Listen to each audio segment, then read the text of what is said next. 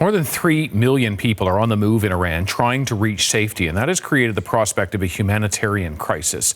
Salvador Gutierrez is in Iran monitoring that situation. He is the chief of mission for the International Organization for Migration. Salvador, good day to you. Good day, David. Thank you for having me. I want to ask you, because you are in the Iranian capital, what have the past 2.5 weeks been like? Well, let me briefly explain you what we are seeing here in Iran. As you know, since 28 February, the situation has changed very fast. In Tehran and in several other cities, many families are waking up every day to damaged homes, broken streets, and a strong sense of fear. Many hospitals and basic services have also been affected, and attacks in major cities continue to put civilians at risk. So our message is clear. We need to protect civilians, reduce the violence, and ensure humanitarian assistance reaches all those who need it most. As of 16 March, more than 61,000 civilian structures have been already damaged across the country, including almost 35 homes. And only in Tehran's province, over 18,000 homes are already affected. This means that thousands of families have already left their houses, some because they are unsafe or have been severely damaged, and others just as a precautionary measure. This level of damage is already higher than during the conflict last year, the 12-day war, as we know it, meaning that civilians are most exposed today than previously. The most recent casualty number we have is around 1,500 people, but the exact number, of course, might be higher. We are also seeing significant internal movement. Many families are traveling to the north, toward the Caspian Sea provinces, where they feel safer. And in the first days of March only, there were more than 400,000 vehicle entries into these areas. In Tehran, we already have 3,000 people that are now staying in hotels and community centers because their homes cannot be used anymore. In northern provinces, schools and community centers are now functioning as temporary shelters. And Salvador, I just want to jump in on you there, if I can, just for a moment. I appreciate that you're giving us a very broad view of what's happening and the people to whom it is happening to. But it is so rare that we get to speak with somebody who is in Iran, like yourself. And I know you don't want to make this about yourself, but can you just tell me briefly what it has been like in the past few nights? When you go outside, what does it look like on the streets in Tehran? Well, the streets have been empty. We have been facing a lot of attacks, particularly in the eastern part of the city.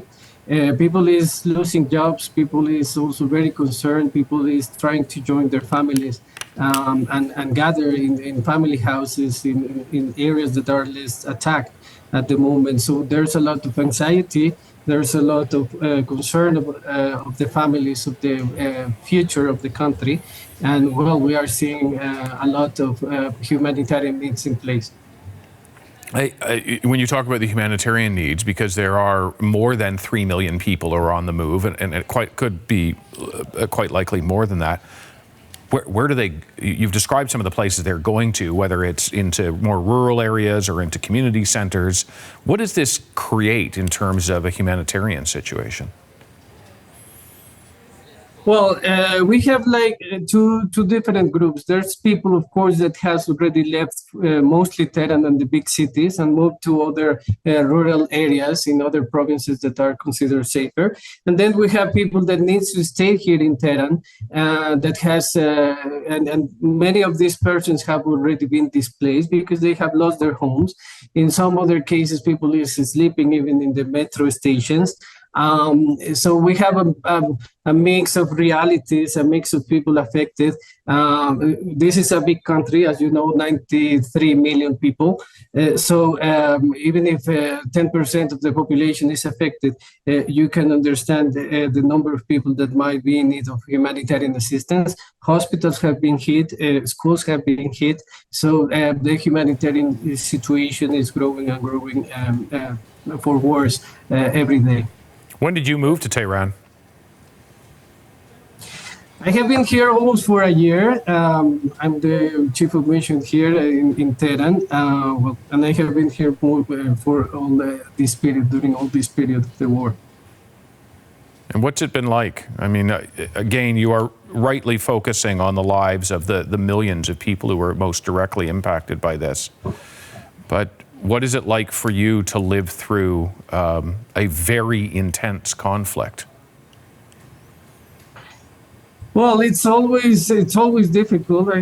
I was here also during the 12-day war. I would say that now it's very different. I have. I mean, the impact has been even more severe than before. There's a lot of anxiety. We have also, well, as you know, we are an international organization. We are used to face these situations. But what you can feel there in the environment is that people is really concerned, really stressed. And as the conflict extends over the time, they are even more concerned about the future of the country. And we as international organization, as a humanitarian agency, we are very concerned about the humanitarian implications of this escalation. We are receiving all the days different requests from vulnerable migrants, from stranded migrants that are still here in the country and are required to go back to their homes. And we are also assisting people with cash-based interventions because they have lost their jobs. We already have a large amount of Afghans, for example, here. 4.5 million. So it has been a challenge in any sort of sense. When you talk about migrants, these are people who are very often not Iranian themselves, but came to Iran for economic or educational opportunities. We've seen a number of Afghans who have fled back to Afghanistan. Who are those who are not Iranian who are now trying to get out of Iran?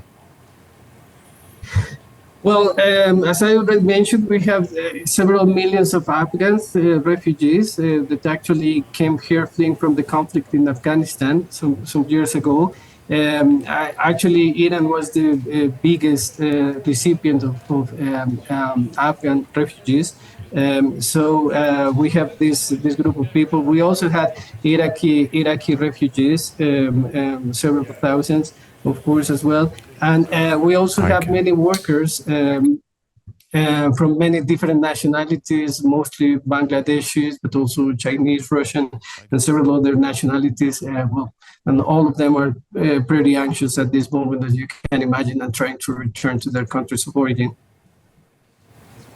Salvador Gutierrez, thank you very much for making some time for us today in Tehran. I appreciate it. Thank you so much, David. Thank you. That is Salvador Gutierrez, Chief of Mission for the International Organization for Migration, speaking to us live in Tehran, the Iranian capital.